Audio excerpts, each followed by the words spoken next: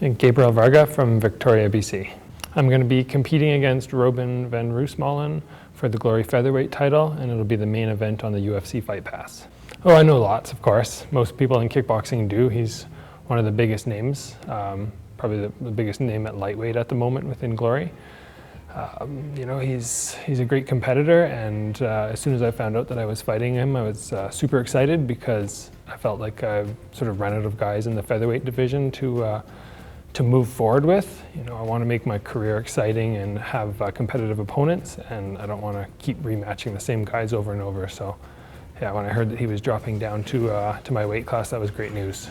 He's a fast-paced opponent, and he's going to put on an exciting fight. And after my last two within Glory with Chuck, where it's a frustrating fight and it's not very spectacular to watch, even though I try to make it as exciting as I can, it'll be nice to be in there with somebody where we can actually put on a good show. The only way to grow is to beat guys who have bigger names than you, right? And I felt that motivation when I fought Ronnie. You know, I'm fighting the biggest name at featherweight, and that was exciting and motivating, and I feel that again now. And it's really nice to have that feeling and that ability to have some growth within my career. The key to victory in this fight for me is not to fight his fight. His fight is his Dutch style. You know, he's got a very specific Dutch style. He's got shorter arms, and he throws them slightly bent, which makes it even shorter. So if you go glove to glove with him, he's going to be a handful. I'm not worried about anybody's pressure or anybody's pace. He's not going to tire me down. He's not going to wear me down. He's not going to break through my guard. So he can try that, but no, it's not going to work.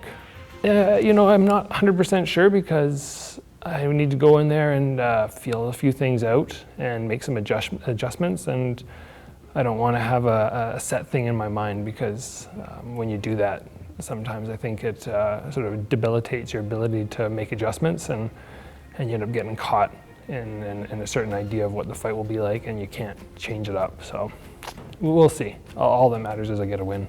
We have a number of ideas on how to beat him. He doesn't strike me as somebody you know, coming down from a weight class that's going to be so big and powerful that I have to worry about him physically overwhelming me with strength. He's not a big guy who, you know, who will wrestle with you or get in there and wear me down physically. So, you know, the main thing, like I said, is just making sure that I play my game and don't let him get into his groove of his game. You know, don't let him build his pace round by round by round. Like I said, this is a move forward fight. You know, rematching guys that I would have already fought before, it wouldn't have done anything for my career. It's not gonna prove anything new.